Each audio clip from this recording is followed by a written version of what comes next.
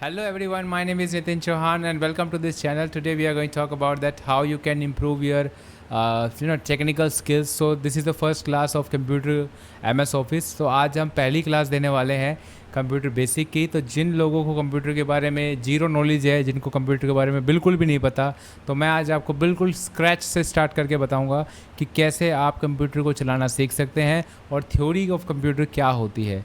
Basically मैं आपको बताऊंगा कुछ बेसिक टर्म्स के बारे में जो आपके एग्ज़ाम में भी आएंगी. तो चलिए शुरू करते हैं.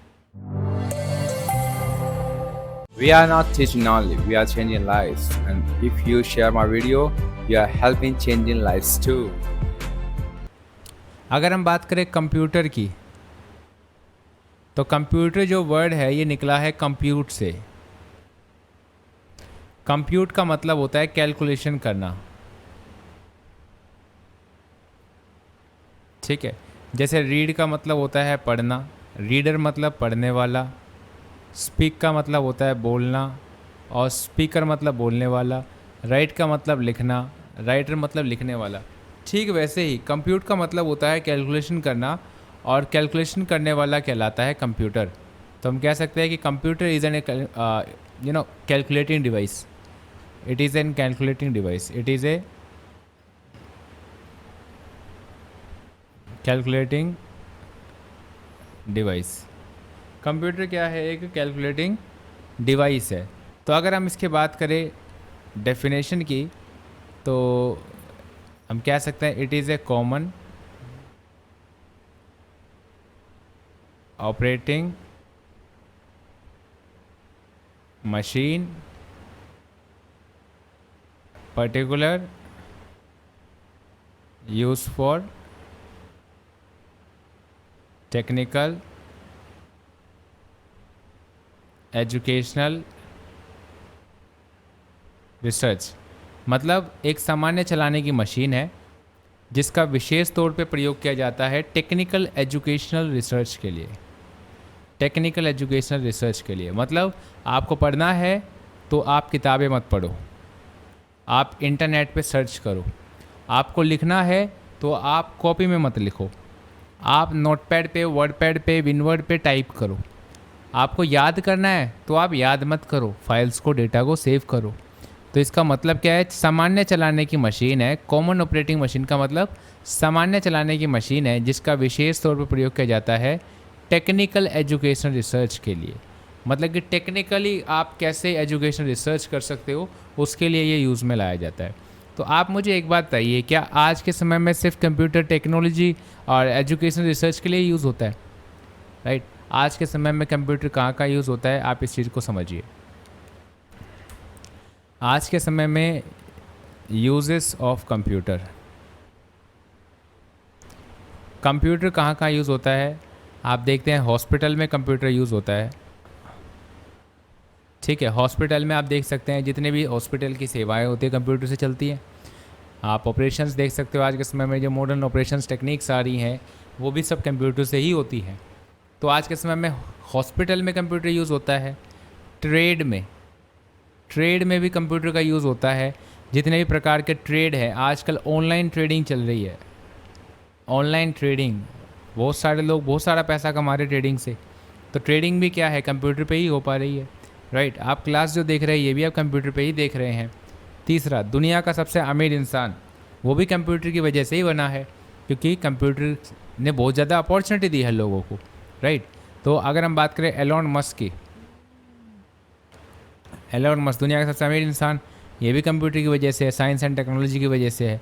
ठीक है. अगर हम बात करें दुनिया की सबसे बड़ी बुक मार्केट जिसे हम कहते हैं अमेज़न, तो अमेज़न भी जो है वो भी कंप्यूटर की वजह से ही है. तो दुनिया में जितने भी लोग, सबसे अमीर इंसान बिल गेट्स की बात कर लेते हैं, बिल गेट्स भी कंप्यूटर की वजह से है.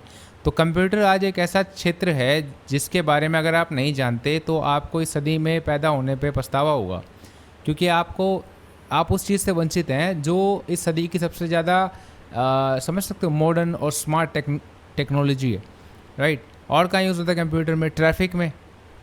आज आपको जब भी आप घर से बाहर जाते हो हेलमेट बिना लिए, तो आपको ये ध्यान नहीं रखना होता कि यहाँ पे ट्रैफिक पुलिस वाला है या नहीं है.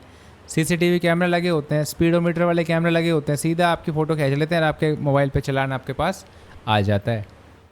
तो कहने का मतलब ये है कि भाई आज के समय में जो ट्रैफिक की सुविधाएं हैं, जो जो ट्रांसपोर्ट का जो मोड हो चुका है वो भी ऑनलाइन हो चुका है, वो भी कंप्यूटराइज हो चुका है, राइट। आजकल ऑटो पायलट वाली कार आ रही है ना, ऑटोमेटिक कार्स आ रही है, तो कार में भी कंप्यूटर यूज़ होता है, लाइट में कंप्यूटर यूज़ होता है, ऑटोमेटिक लाइट आती है, RGB लाइट्स, उसमें भी कंप्यूटर यूज़ होता है, ठीक है। और ऑटोमेटिक फैंस आ रहे हैं, राइट। आज कंप्यूटर हर जगह यूज़ होता है। तो कहने का मतलब आज के समय में कंप्यूटर सिर्फ इसलिए थोड़ी ना यूज़ होता है कि एजुकेशन के पर्पज़ के लिए।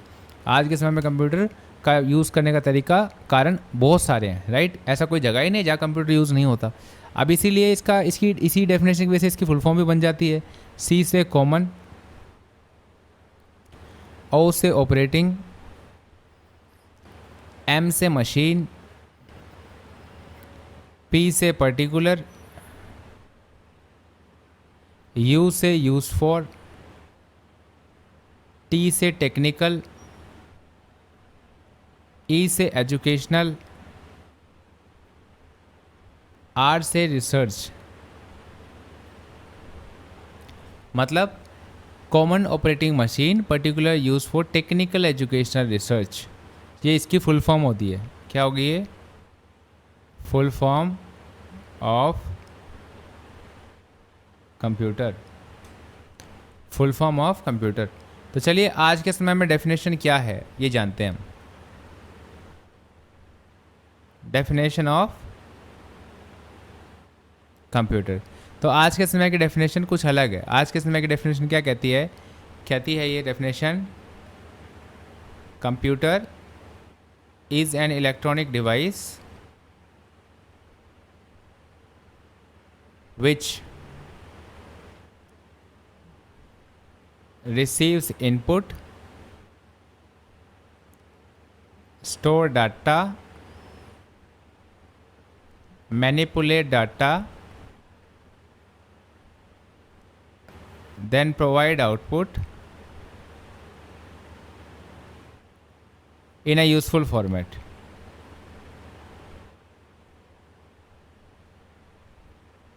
आज के समय में वो सब चीज़ कंप्यूटर है जो कि इलेक्ट्रॉनिक है और जो रिसीव कर सकती है इनपुट को और फिर उसको स्टोर कर सकती है और फिर मैनिपुलेट कर सकती है डाटा को और फिर हमें प्रोवाइड करती है आउटपुट एक यूज़फुल फॉर्मेट में। तो उसे हम कहते हैं कंप्यूटर। तो इसमें बहुत सारी चीज़ों के बारे में बात की गई है, उसके बारे में चर्चा करते हैं। जैसे इंपॉर्टेंट पॉइंट्स जो है आप उस पर डिस्कशन कर सकते हैं। जैसे कि सबसे पहले तो करता है रिसीव इनपुट। मुझे बताइए, सबसे पहले तो हम बात करते हैं कि इनपुट क्या होता है। देखो, इनपुट का मतलब क्या होता है? जो भी हम कंप्यूटर को इन्फॉर्मेशन देते हैं वो इनपुट कहलाता है, ठीक है। So whatever goes into computer it's called input. Whatever, इसको मैं ब्लैक कलर से लिखता हूँ,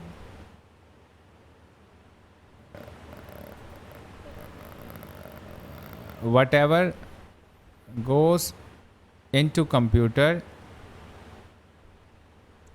called input, ठीक है।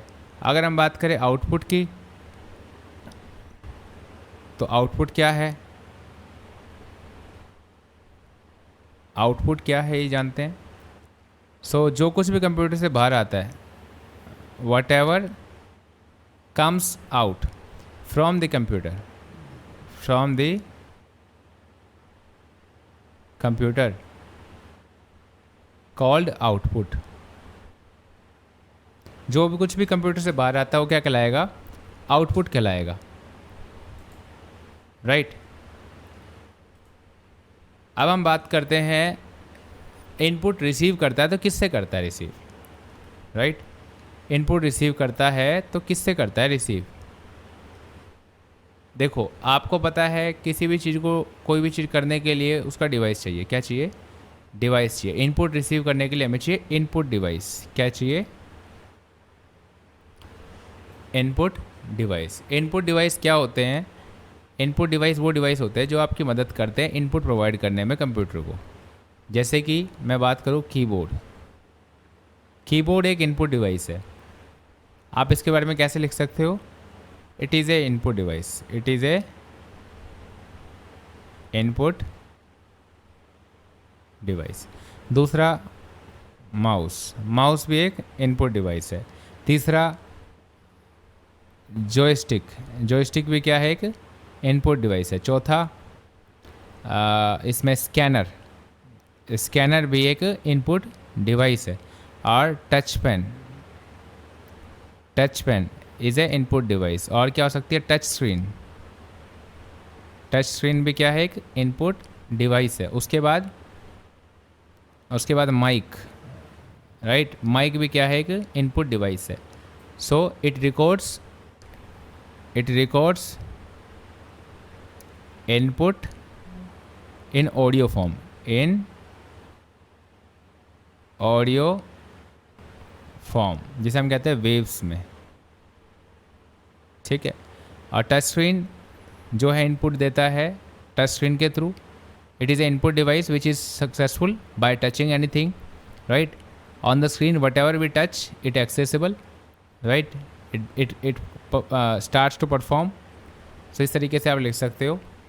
चलिए अब हम जानते हैं आउटपुट डिवाइस के बारे में। आउटपुट डिवाइस वो डिवाइस होते हैं जो आपकी आउटपुट प्रोवाइड करने में मदद करते हैं। जैसे कि आउटपुट दो तरीके से आ सकता है आउटपुट आपके पास, एक तो विजिबल फॉर्म में और एक ऑडेबल फॉर्म में।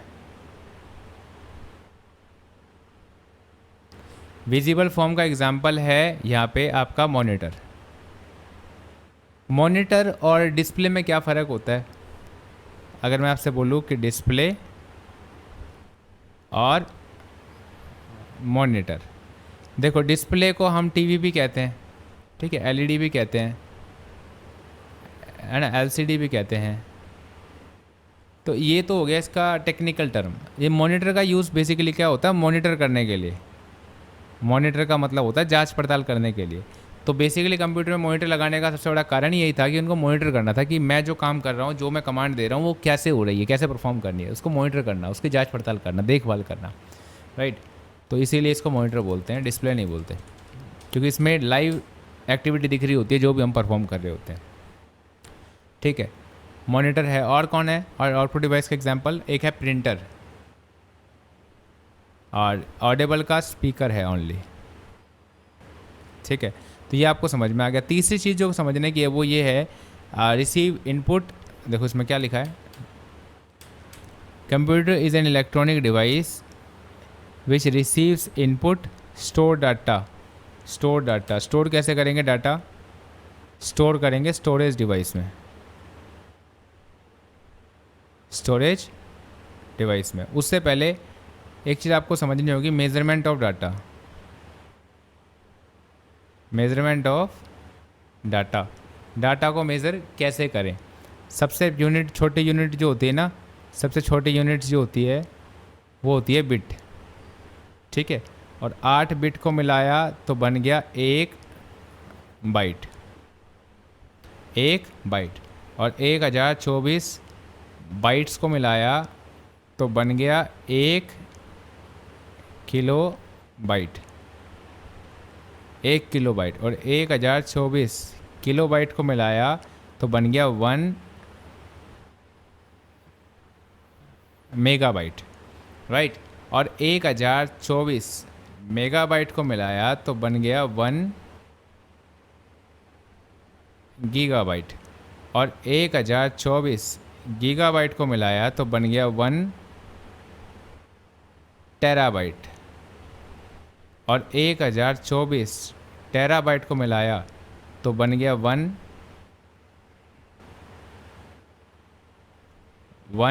पेटाबाइट। और 1024 पेटाबाइट को मिलाया, पीबी को मिलाया तो बन गया 1 ज़ेटाबाइट। और 1024 पेज ख़त्म हो गया वैसे, 1024 ज़ेटाबाइट को मिलाया तो बन गया 1 हेक्साबाइट। ओके, सो इससे ऊपर भी होता है। मेगा का मतलब होता है मिलियन, ठीक है। गीगा का मतलब होता है बिलियन, ठीक है। टेरा का मतलब होता है ट्रिलियन, ठीक है। और पेटा जेटा आप सर्च करके मुझे बताना, ठीक है। तो ये तो हो गई यूनिट्स, कि भाई यूनिट्स का मतलब क्या हो गया कि भाई इसमें आपको पता चल जाएगा कि भाई बेसिकली ये यूनिट्स है जिससे हम माप सकते हैं डेटा को। जैसे हम कपड़े को कैसे मापते हैं मीटर में, पानी को कैसे नापते हैं लीटर में, वजन को कैसे नापते हैं केजी में, वैसे डेटा को हम नापते हैं यूनिट्स में। कौन कौन से units? Kilobytes, megabytes, gigabytes, terabytes में, ठीक है। ये लिख लीजिए अपने नोटबुक में, पेपर में आएगा इस तरीके से। तो अब हम समझते हैं कि स्टोरेज डिवाइस कितने प्रकार के होते हैं। स्टोरेज डिवाइस कितने प्रकार के होते हैं, इससे पहले मैं चेक कर लेता हूँ एक बार। हाँ, तो स्टोरेज डिवाइस 2 प्रकार के होते हैं बेटा। पेन का कलर चेंज कर लेते हैं, लो, ठीक है। एक होता है जो कंप्यूटर में अंदर से लगाते हैं, मतलब पहले से होता है, जिसे हम कहते हैं इंटरनल स्टोरेज डिवाइस, और एक होता है एक्सटर्नल स्टोरेज डिवाइस, ठीक है। इंटरनल स्टोरेज डिवाइस को ही कहते हैं इंटरनल मेमोरी, ठीक है। और इंटरनल मेमोरी 2 भागों में बटी होती है, ठीक है। पहली होती है आपकी प्लेग्राउंड मेमोरी, जिसे हम कहते हैं random access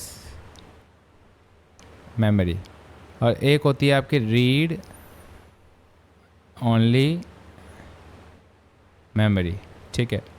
random access memory, read only memory, ठीक है। मैं आपको एक चीज़ और सिखाता हूँ,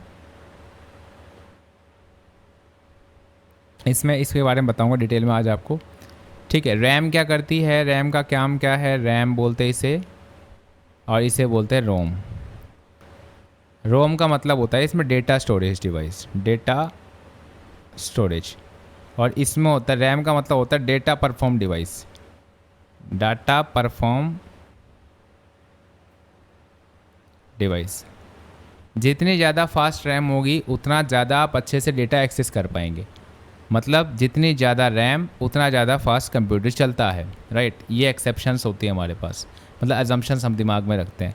इसके ऊपर इंटरनल स्टोरेज डिवाइस के बारे में डिटेल में चर्चा करेंगे। अभी पहले हम बात कर लेते हैं एक्सटर्नल स्टोरेज डिवाइस के बारे में। एक्सटर्नल मतलब कि क्या होता है, which you put externally, right. जैसे आप एक्सटर्नली आप पेन ड्राइव लगाते हो, ठीक है, मेमोरी कार्ड लगाते हो, सीडी लगाते हो, जिसे कहते हैं कॉम्पैक्ट डिस्क, कॉम्पैक्ट डिस्क, ठीक है। और मैग्नेटिक चिप होती है, मतलब ये बाहर से आप लगाते हो, तो इसमें ज़्यादा कुछ सीखने का नहीं है। तो मेन चीज़ जो सीखने की है वो है रैंडम एक्सेस मेमोरी। मैं आपको बताता हूँ रैंडम एक्सेस मेमोरी क्या होती है। रैंडम एक्सेस मेमोरी, इसे बोलते हैं रैम। इसमें आपको चीज़ समझनी चाहिए क्या, एक तो होता है DDR1, DDR2, DDR4, DDR5, एक तो ये चीज़ समझनी होगी। और एक कितने GB की है रैम, एक होती है स्पीड, ठीक है, 3200 मेगाहर्ट्ज़, ठीक है, 1600 मेगाहर्ट्ज़, ठीक है, और 1200 मेगाहर्ट्ज़, ठीक है, और 3200 के बाद 6400 मेगाहर्ट्ज़। तो ये चीज़ समझनी है हमें। तो अभी मैं आपको ये चीज़ समझाऊंगा, एक तो DDR1 क्या है, 2 क्या है, 3 क्या है, 4 क्या है, ये समझना है, ठीक है। तो चलिए देखते हैं इसमें। तो चलिए चलते हैं मेरी स्क्रीन पे।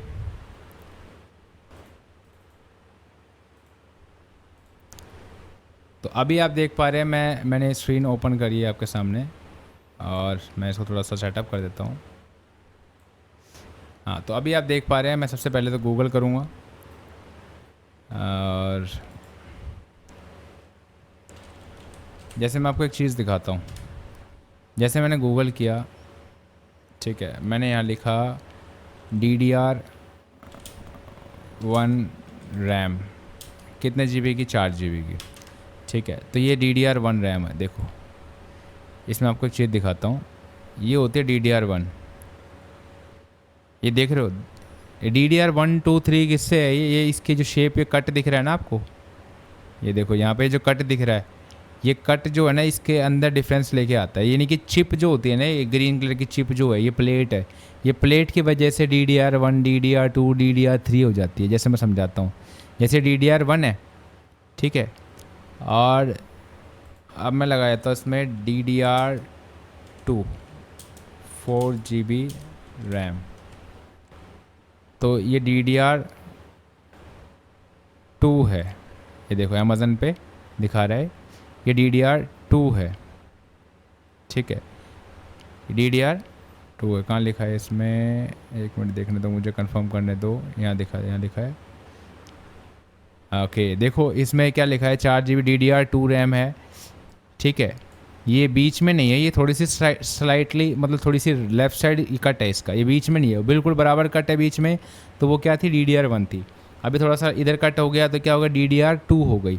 अब ये DDR2 है, इसकी मेमोरी स्पीड है 667 मेगाहर्ट्ज़, तो यानी कि ये 667 मेगाहर्ट्ज़ की रैम है। अब ये मैं कि आपको क्यों बता रहा हूँ, क्योंकि आप एक बेसिक कंप्यूटर के स्टूडेंट है तो आपको पता होना चाहिए कि ये चीज़ होती क्या है। क्योंकि आपसे कोई बोले कि भाई तुम्हें कंप्यूटर के बारे में पता है तो चलो मार्केट से कंप्यूटर लेके आते हैं तो तुम बताओ मुझे।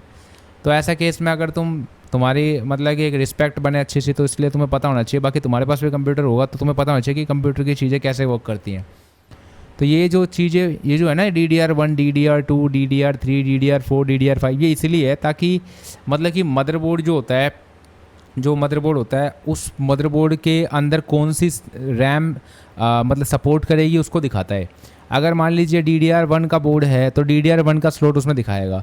अगर DDR2 का बोर्ड है तो मतलब वो हाई परफॉर्मेंस बोर्ड है उससे, तो उसमें वो हाई परफॉर्मेंस वाली रैम भी चलेगी। तो कोई उसमें लो परफॉर्मेंस वाली रैम ना लगा दे या सिस्टम उससे फिर चलेगा नहीं, क्रैश कर जाएगा। तो इसीलिए इन्होंने आंसर निकाला कि हार्डवेयर में जब चेंजेस दिखाने हो तो DDR1, DDR2, DDR3। अच्छा एक चीज़ और समझिए कि अगर मान लीजिए मैं 4 GB की रैम लगा रहा हूँ ये DDR2 में, और ये है 667 मेगाहर्ट्ज़। अगर मान लीजिए मैं 4 GB की रैम लगा रहा हूँ, अब मुझे रैम बढ़ानी है, मुझे 4 से इसको करना है 8 GB। तो मैं क्या करता हूँ, मार्केट में जाता हूँ और रैम लेके आ जाता हूँ। लेकिन उससे दिक्कत ये हो सकती है आपकी स्पीड नहीं बढ़ेगी। क्यों नहीं बढ़ेगी, क्योंकि अगर आपकी एक रैम की स्पीड है 667 और एक रैम की स्पीड है 1200 मेगाहर्ट्ज़, तो यहाँ पे अब वो जो 1200 मेगाहर्ट्ज़ वाली रैम जो है ना वो इसके साथ ट्यून नहीं कर पाएगी। और होगा क्या कि आपकी जो 1200 मेगाहर्ट्ज़ वाली रैम की जो स्पीड है ना वो भी अंडर स्पीड चलेगी 667 मेगाहर्ट्ज़ की बन के। यानी कि अगर आपको अपने कंप्यूटर की स्पीड बढ़ानी है तो इस बात का ध्यान रखें कि जब आप रैम लगाएं तो रैम की जो स्पीड है ना वो स्पीड जो आपको ध्यान में लगानी चाहिए कि सेम होनी चाहिए। यानी कि फ्रीक्वेंसी जो है मेमोरी स्पीड की वो बराबर होनी चाहिए ताकि वो अच्छे लेवल से काम करे। कई बार ये भी क्वेश्चन आता है कि सर मेरे पास 4 GB रैम है तो मैं क्या इसमें 2 GB की रैम लगा दूँ। तो इसमें देखो आपका कंप्यूटर थोड़ा सा फास्ट हो जाएगा लेकिन ये अच्छा नहीं रहता।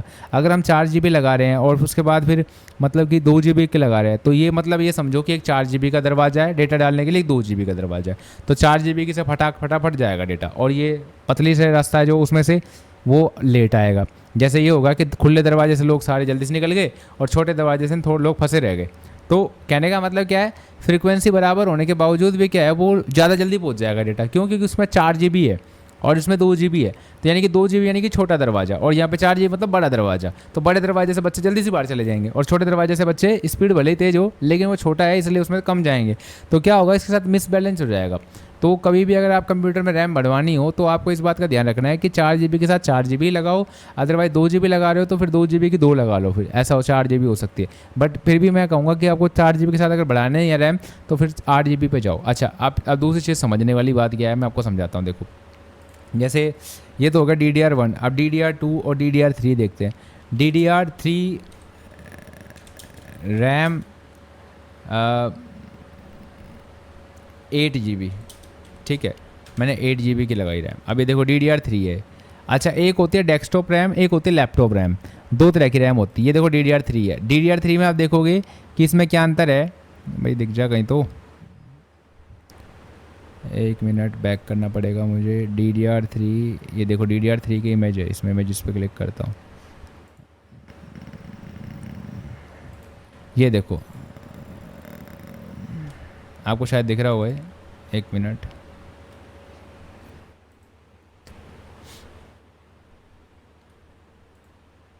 ये देखो ये पूरा एकदम इधर है।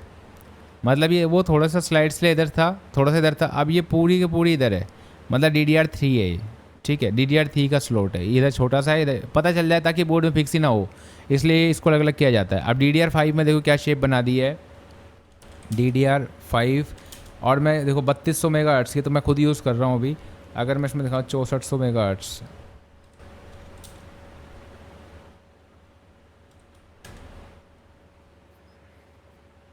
तो ये देखो, ये जी स्किल की रैम है, ये जी स्किल की रैम है ना, ये दिख रहा है। और ये जो इसके अंदर ये जो पट्टी लगी है ना, ये प्लेट सी लगी है, इसे कहते हैं हीट सिंक। क्या कहते हैं? हीट सिंक कहते हैं। यानी कि इसके ऊपर ये जो हीट सिंक लगी हुई है, ये हीट सिंक इसलिए यूज़ होती है ताकि जब रैम की मेमोरी जब गर्म हो जाए ना, तो वो ठंडा होने के लिए ये हीट है ना उसको एब्जॉर्ब कर लेती है। और ये देखो DDR5 है, ये दिख रहा है नीचे से इसका सिरा एक नीचे ज़्यादा जा रहा है, मतलब बीच में तो है, ये जो कट है ये बीच में है, लेकिन ये क्या है, यहाँ से नीचा है और यहाँ से फिर ये ऊपर ऊंचा हो गया। तो इससे क्या पता लगेगा कि DDR5 है। तो DDR5 की रैम है, कितने हज़ार की है? देखो 19,000 रुपये की रैम है। कितनी GB की रैम है ये भाई? ये 16 GB की रैम है। दो रैम है 16 GB की। कितने हर्ट्ज़ वाली? ये 3200 नहीं है, कितनी है? कहाँ लिखा होता है ये देखना होता है। 6400 मेगाहर्ट्ज़ है, ठीक है, यहाँ लिखा हुआ है। रैम में आप चेक कर सकते हैं। अब ये नहीं है कि भाई आप मतलब कि अपने सिस्टम में अगर जो सिस्टम मतलब बोर्ड सस्ता सा है और उसमें रैम महंगी लगा दो तो फास्ट चलेगा, ऐसा कुछ नहीं है। दूसरी बात जो सबसे इंपॉर्टेंट चीज़ जो हमें सीखनी चाहिए वो ये है, मैं आपको बताता हूँ अभी देखो। हाँ, तो मैं क्या बता रहा हूँ कि अगर आपकी रैम की स्पीड फास्ट है, मतलब रैम फास्ट है, तो कंप्यूटर फास्ट चलेगा, नो डाउट। लेकिन फास्ट चलाने वाला व्यक्ति भी तो होना चाहिए ना, पर्सन भी तो होना चाहिए ना फास्ट चलाने वाला। फास्ट चलाने वाला मैं आप लोगों की बात नहीं कर रहा हूँ, यह कंप्यूटर में चलाने वाला है ऑपरेटिंग सिस्टम। तो ऑपरेटिंग सिस्टम के ऊपर भी टॉपिक है अलग से, वो मैं आपको सिखाऊंगा कि ऑपरेटिंग सिस्टम होता क्या है और कैसे वर्क करता है। तो ऑपरेटिंग सिस्टम के बारे में मैं बाद में बताऊंगा, अभी तो हम इसी के बारे में बात कर रहे थे, ठीक है। तो अभी जो हमने बात की, ये मैंने रैम के बारे में आपको बताया कि रैम जितनी ज़्यादा होगी उतना ज़्यादा स्पेस मिलेगा, मतलब कि खेलने के लिए। आप इस तरीके से समझो इसको, एक स्कूल है, स्कूल में प्लेग्राउंड है, ठीक है। तो प्लेग्राउंड क्या है? आपका रैम है, ठीक है।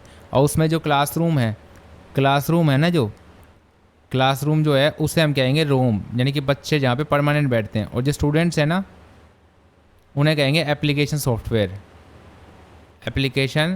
ऐसे मान लो आप। तो एप्लीकेशन कब फास्ट चलेगी? जब प्लेग्राउंड बड़ा होगा, जितना ज़्यादा प्लेग्राउंड जितना बड़ा प्लेग्राउंड उतना ज़्यादा बच्चे आसानी से खेल पाएंगे तरह तरह के गेम। तो ये गेम की बात हो रही है, गेम खेल पाएंगे, वो क्या आपकी एप्लीकेशन है, वो आपके टास्क हैं।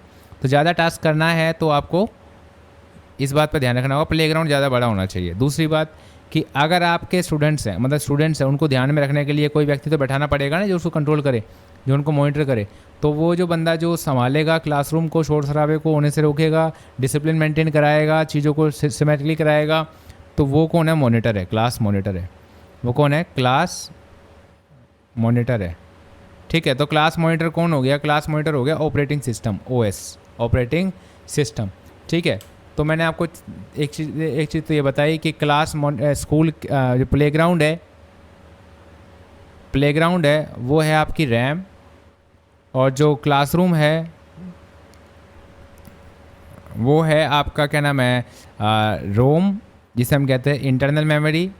जैसे फ़ोन लेते हैं ना आप, तो फ़ोन में आपको 4 GB RAM, 64 GB internal, 64 GB RAM की बात, रोम की बात हो रही है। अभी रोम के ऊपर भी डिस्कशन करेंगे हम। और जो स्टूडेंट है वो है ऐप्स, शॉर्ट में ऐप्स बोलते हैं, वैसे बोलते हैं एप्लीकेशन सॉफ्टवेयर, ठीक है, एप्लीकेशन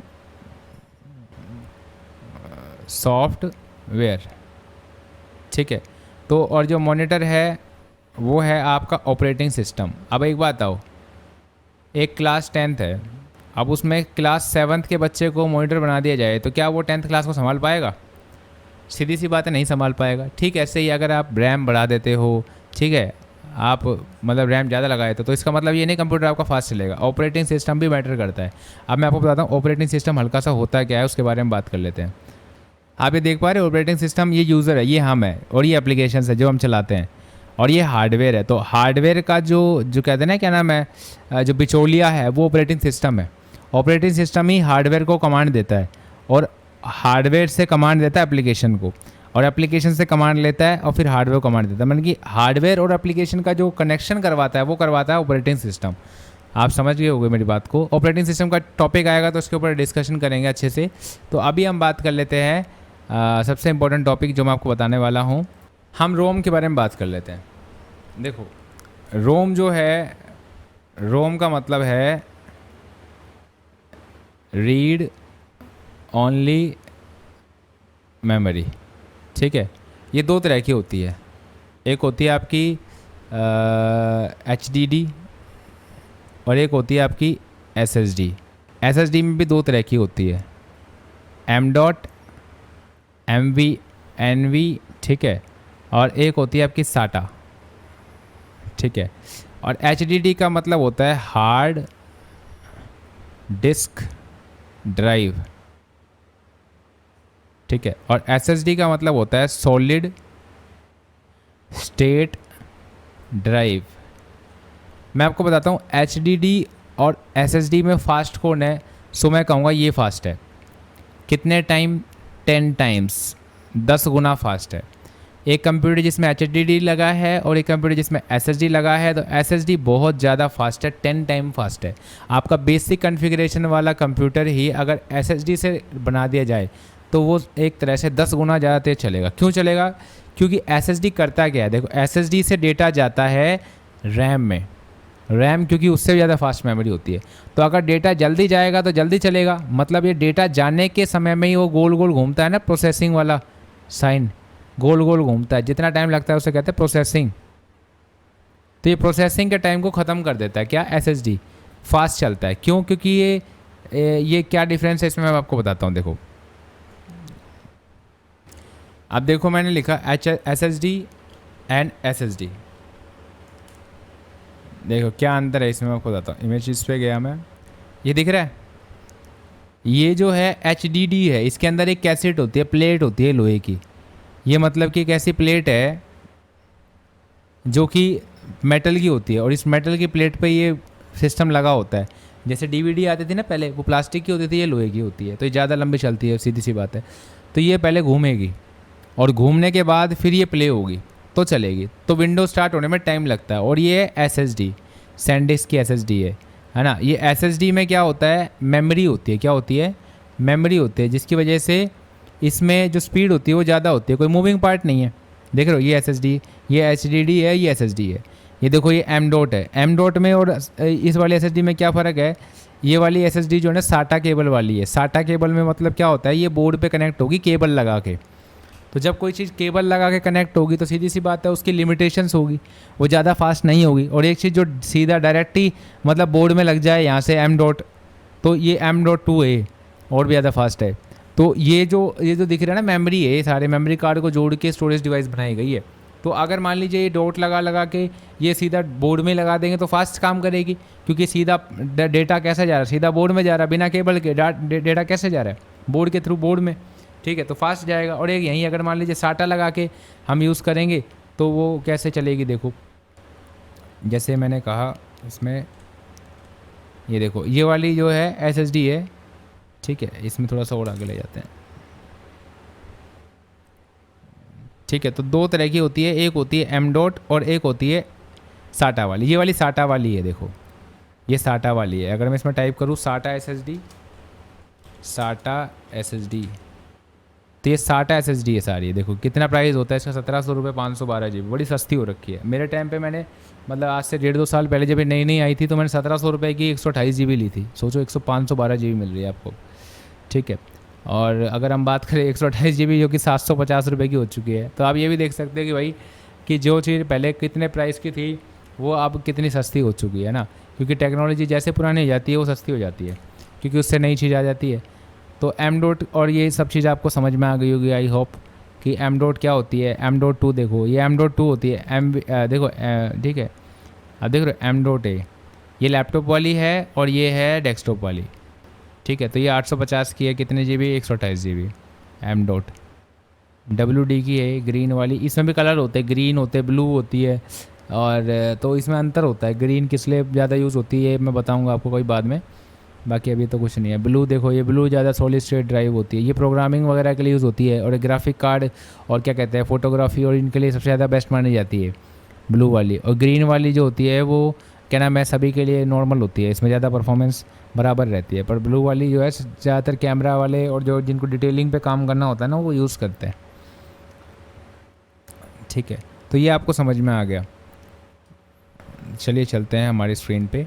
तो अभी मैंने आपको बताई जो चीज़ें वो ये बताई हैं। अभी हमने डेफिनेशन के बारे में बात की है कि कंप्यूटर क्या है, उसकी डेफिनेशन क्या है। डेफिनेशन यही है कि computer is an electronic device, ठीक है, जो रिसीव करता है इनपुट, स्टोर करता है डाटा। कैसे करता है स्टोर, मैंने बता दिया आपको। फिर मैनिपुलेट करता है। मैनिपुलेट कौन करता है बेटा? ऑपरेटिंग सिस्टम करता है, ऑपरेटिंग सिस्टम करता है। और प्रोवाइड आउटपुट एक यूजफुल फॉर्मेट में कौन प्रोवाइड करता है? आउटपुट डिवाइस, मॉनिटर हो गया, स्पीकर हो गया, ठीक है। ये हमने बात कर ली सारी। आई होप सो आपको सबको समझ में आ गया। तो आज के लिए तो इतना काफ़ी है। We will see you in the next class with a new chapter. Characteristics के बारे में बात करेंगे अगली क्लास में, ठीक है।